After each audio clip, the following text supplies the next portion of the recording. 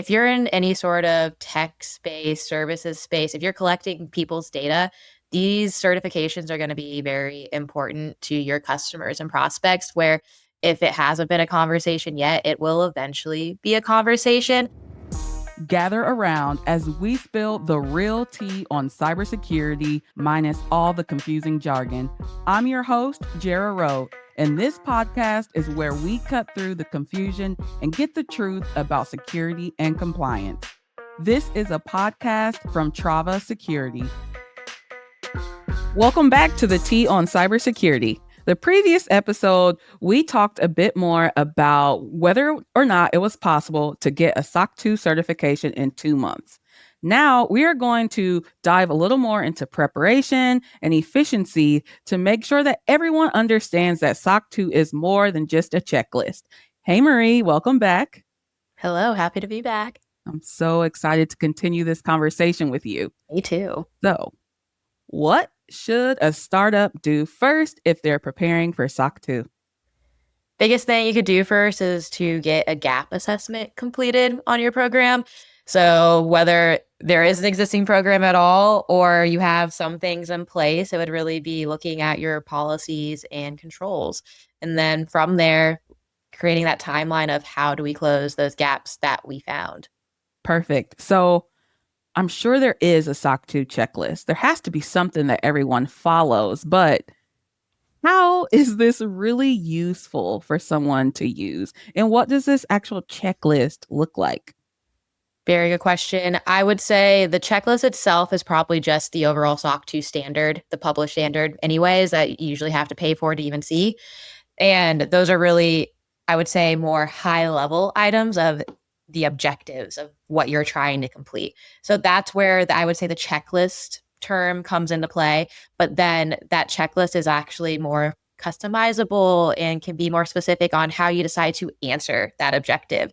So then from there, you would be able to kind of create how do you meet that objective? And then that becomes your checklist in a way. And that's not going to be the same for every company. So everyone has the same objective that they need to meet, but the details in that will differ from company to company. Exactly. So it's kind of your own custom grocery list in a way. I love it. Okay, so I know GRC tools is something huge in compliance. So what role do GRC tools play in SOC 2 prep? So they will really help with that continuous management of your program. They can also help with that initial gap assessment as well. But I would say it comes more to that continuous piece. So once you get through your first certification, it's helping you track the things that you need to complete within the rest of the next year to make your life easier now that you have that established program. I would also say it allows you to upload certain pieces of evidence earlier rather than later. So you're actually audit prepping throughout the whole year instead of what most people do when it's just a few months or maybe a month before that external audit actually starts. So it allows you to not feel as stressed, hopefully, as you get closer to the audit because you would be technically managing it throughout the whole year instead of right at the finish line. Okay. Yeah, that totally makes sense. So I've come across a lot of companies just purchasing the GRC tool to go at like their SOC 2 certification alone. But say I don't have any experience in this tool and I purchased it. What other kinds of support should I look for to help me get through the process? Yes, there's definitely different types of consultants and advisors out there that can help you that are familiar with compliance and how to get you to the finish line of those frameworks. There's also different partners like Trava Security is one of them, for example. So that's where I work. And so same with you, Jara. But there's definitely, I would say people like to take us on to help them manage that just because they don't have the knowledge or the understanding of what compliance really is, or sometimes even security, if I'm being honest, because most of the people coming to us are either kind of more operational people or they are more of like developers where the security stuff is like more so a nice thought, but not something they like to take seriously at the moment. Yeah, for sure. So when it comes to like an internal team, who should be involved in this entire like compliance process? That is normally, I would say it's helpful, especially if it's a SaaS company, to have some sort of technical lead. If you're using a cloud environment at all that's going to be in scope, we definitely want some sort of technical lead involved at some point. And then I would say also someone more so on like leadership as well.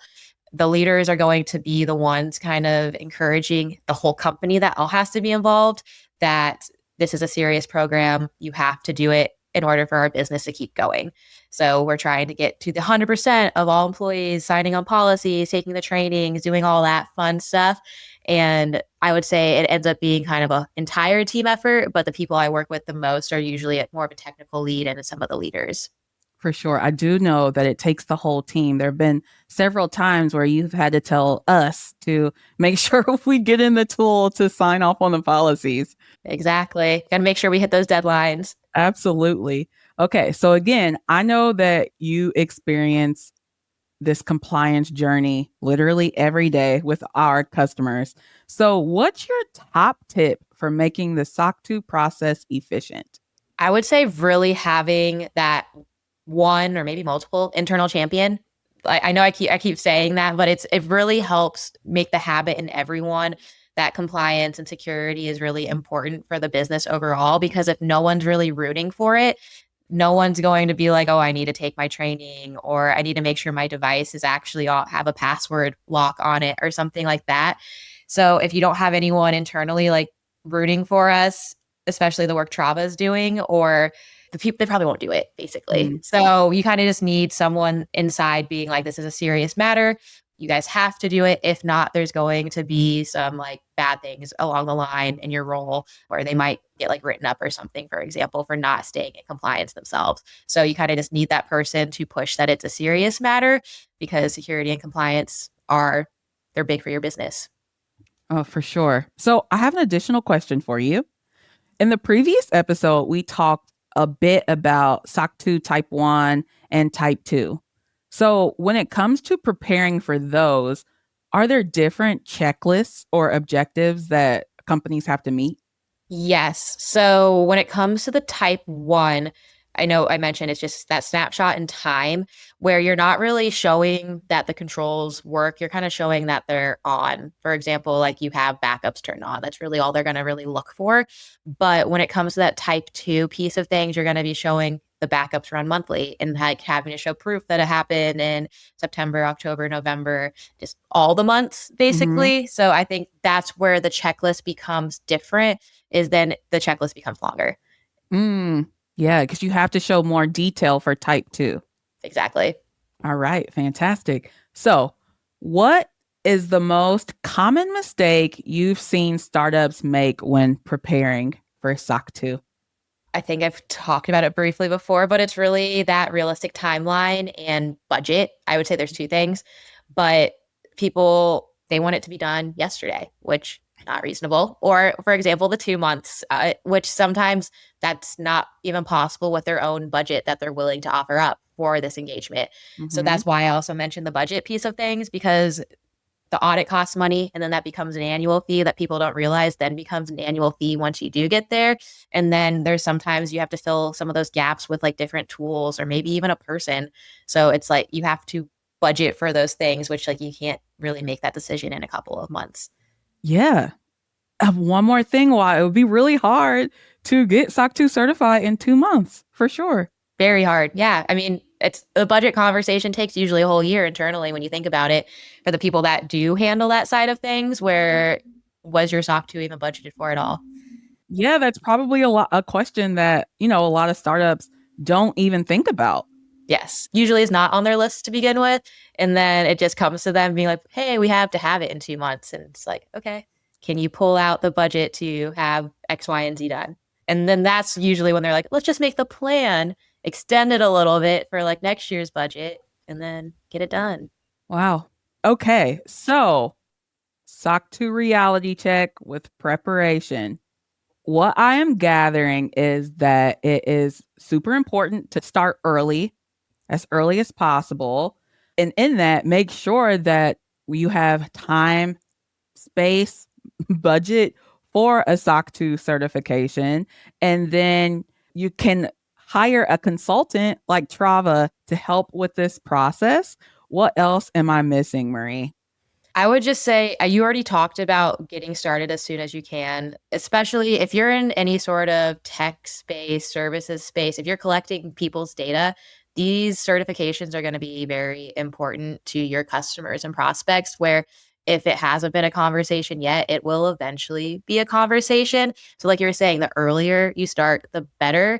Even if you're just starting off with policies, it's more realistic and better for you to not be in a rush. So, getting started sooner rather than later is just the better option.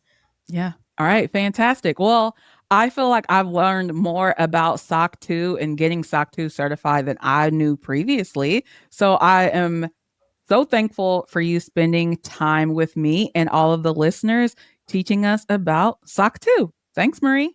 You're welcome. Talk to you later. Bye. And that's the tea on cybersecurity. If you like what you listen to, please leave a review. If you need anything else from me, head on over to Trava Security. Follow wherever you get your podcasts.